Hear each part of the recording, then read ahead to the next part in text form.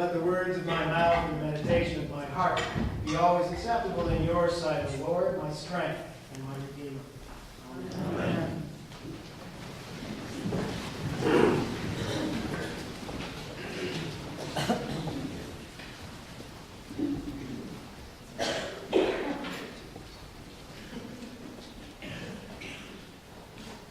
Gregorian chant sounds great in a hospital stairway. I speak from personal experience here. Now, when I was a little kid and walking anywhere with my dad, he would often break out into scat singing. He's a jazz piano player, and tunes just sort of pop out of him unconsciously. Well, I'm a chip off the old block, but I am a church guy, and I love Gregorian chant. That's the stuff that those medieval monks used to chant in church 7 times a day. I spout off chants at various times. Now, I visit in hospitals a lot, and I prefer stairways to elevators. And maybe it's because Lourdes is a Catholic hospital, but chant sounds great in their stairways. Fabulous acoustics.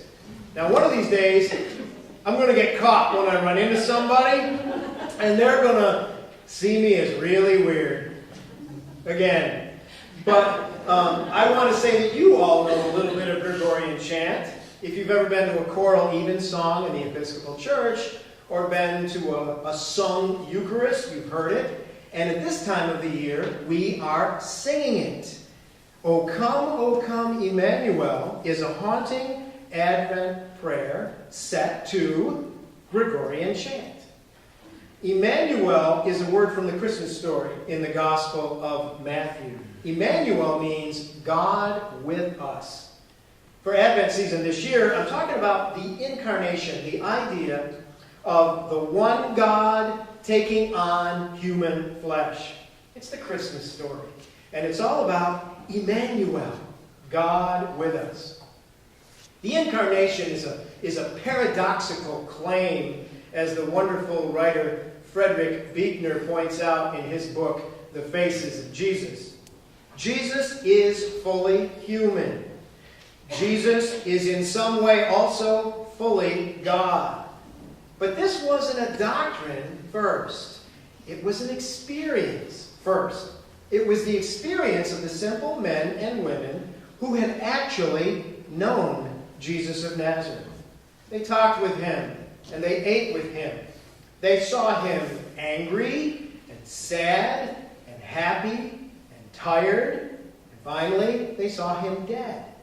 So they had no choice but to say that he was a human being. But they also found something more in him. They found in Jesus an undying power to heal and to transform lives. And so they had no choice but to say that he was God, too, because there was no other way of saying it. The Incarnation, the Word become flesh, is paradoxical, because the experience was paradoxical first. Reality, our reality, doesn't usually come to us simply and logically. We may not be comfortable with things being this way, but experience doesn't usually come to us all in one piece and consistent. We live with paradox and ambiguity all the time. The Word became flesh. God has given his only and eternal Son to share our human natures, to live and die as one of us. Christmas means Emmanuel, God with us. And if Christmas is for real, it changes everything. It means that God, the Creator who is beyond all human categories and beyond all human understanding, has changed. God now has insider's knowledge of human life. God has experienced birth, a mother's touch, hunger, nourishment, sickness, fatigue, friendship, joy, frustration, and aging. And God has experienced death itself. For those with ears to hear, this changes everything. Next week I'm going to talk about how we are called hope to find and serve Christ in everybody, other people. But now, for now, I simply want to remind you that God gets you.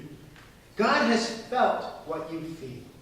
God suffers when you suffer. God rejoices when you rejoice. God has become your companion and my companion. A companion, literally, is one with whom you share bread. God, by becoming incarnate in Jesus of Nazareth, eats with us and shares our bread. Now, there are certain stories that have become part of my mental furniture over the years, and they're stuck in there forever and always, which is why I repeat myself so often. But there's this one story of a little girl that has always stayed in my heart. This child was being allowed to go to the store by herself for the very first time. And her mother gave her strict instructions that after she made her purchases, she was to come straight home. But time went by, and the little girl didn't return.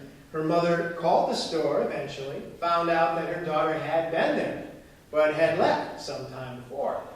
So the mother was getting ready to go out and search the neighborhood for her girl when the daughter finally walked up the front sidewalk.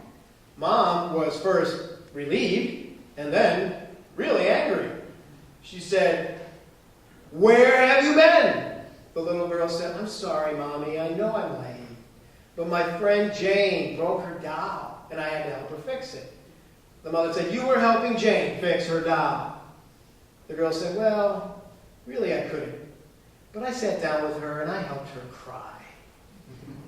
That's a Christmas story, really. The Incarnation says that God has become one of us. Christmas is Emmanuel, God with us. In Jesus of Nazareth, God sits down with us and helps us cry.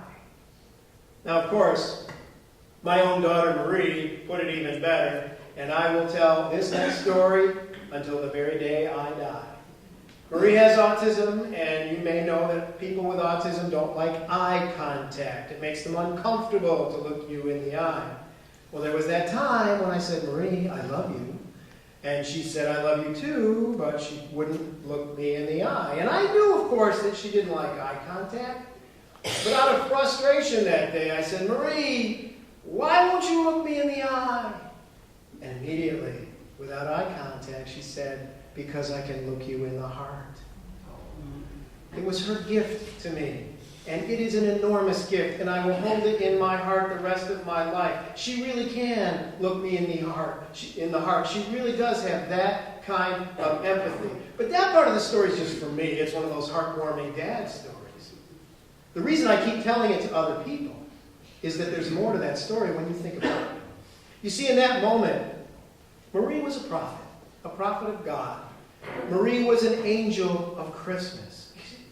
It's the Christmas message. It's the whole point of the Incarnation. Since that first Christmas, God says to you and to me and to every human being, "I get you. I am with you. I will never leave you. And I can look you in the heart."